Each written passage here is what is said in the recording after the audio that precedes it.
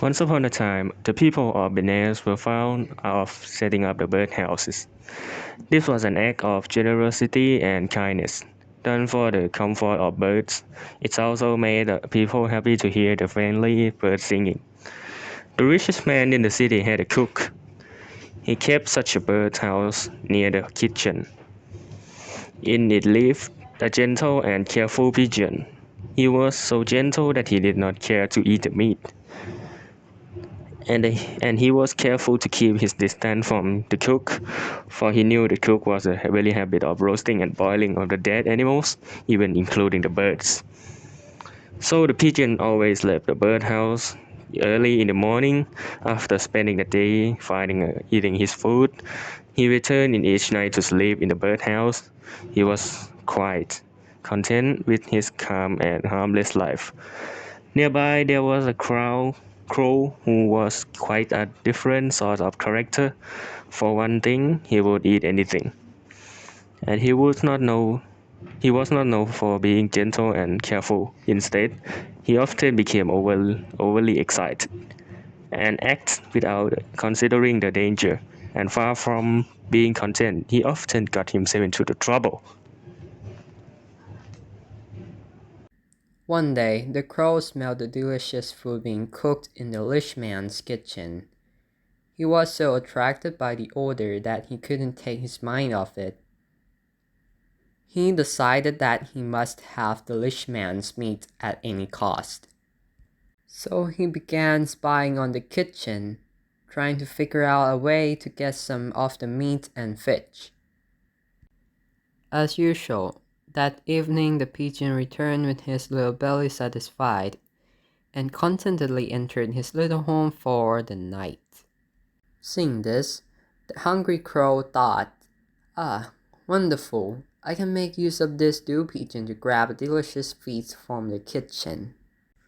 The next morning, the crow followed the pigeon when he left for the day.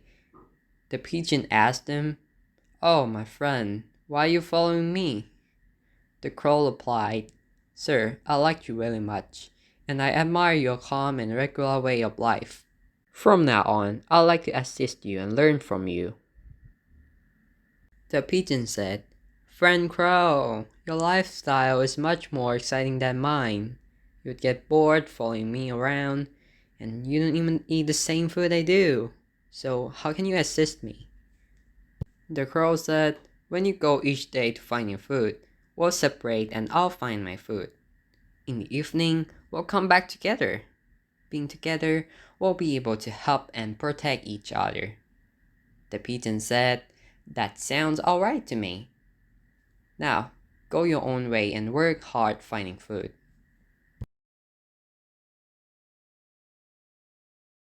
The pigeon spent his usual day eating glass seeds. It took some time patiently searching for a few little glass seeds, but he was satisfied and contented. The crow spent the day turning over cow dung patties, so he could gobble up the worms and insects he found there. This was fairly easy work, but he kept thinking it would be even easier to steal from the rich man's kitchen, and no doubt the food would be better too. When he was full, he went to the pigeon and said, "Sir Pigeon, you spend too much time searching for and eating food. It's no good wasting the whole day that way. Let's go home." But the pigeon kept on steadily eating glass seeds, one by one. He was quite happy that way.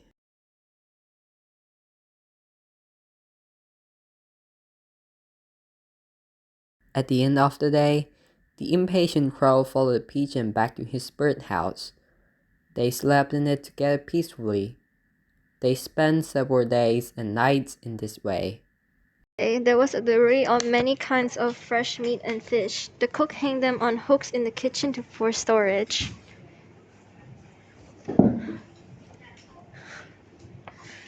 The crow saw this and was overwhelmed by the sight of so much food. He desired to become great, and he began plotting a way to get it all for himself.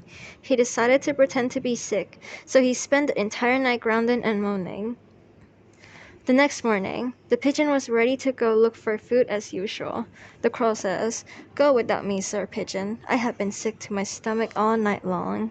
The pigeon replied, "My dear crow, that sounds so strange. I have never heard of crow getting an upset stomach, but I have heard they sometimes fainted from hunger. I suspect you want to grumble as much as you can of the meat and fish in the kitchen, but it's for the people, not crows. People don't eat pigeons' food, and pigeons don't eat crows' food, and it will not wise for you to eat people's food. It might even be dangerous. So come with me as usual, and be satisfied with crow food," said Crow. The crow replied, "I'm too sick, friend pigeon. I'm too sick. Go ahead without me." "Very well," says the pigeon, "but your actions will speak louder than your words. I warn you, don't risk safety for the sake of greed. Be patient until I return." Then the pigeon left for the day.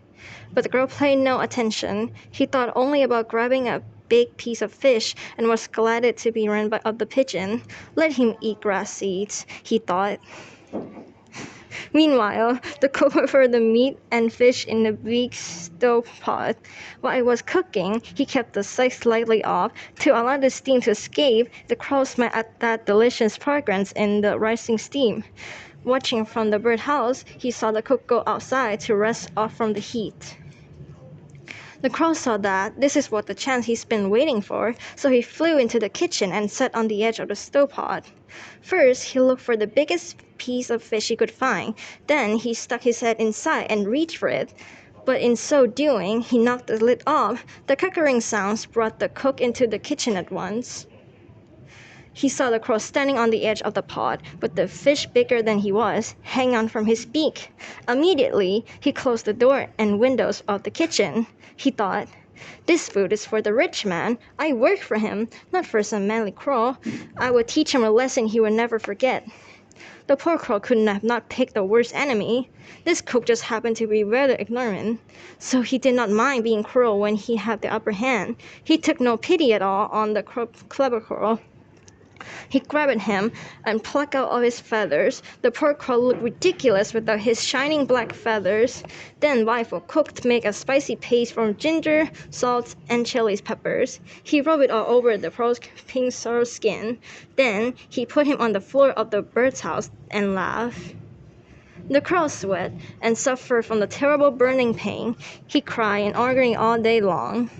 In the evening, the pigeon returned from a quiet day searching for and eating grass seeds. He was shocked to see a terrible state of his friends, the crow. He said, "Obviously, you didn't listen to me at all. Your greed has done you in. I'm so sad there's nothing I can do to save you, and I'm afraid to stay in this birdhouse so close to that crow cook. I must leave at once." So the crow pigeon flew away in sight of for a safer house, and Pluck and Pace Crow died in a painful death. The moral of the story is that greed makes one's death to sound advice. Thank you.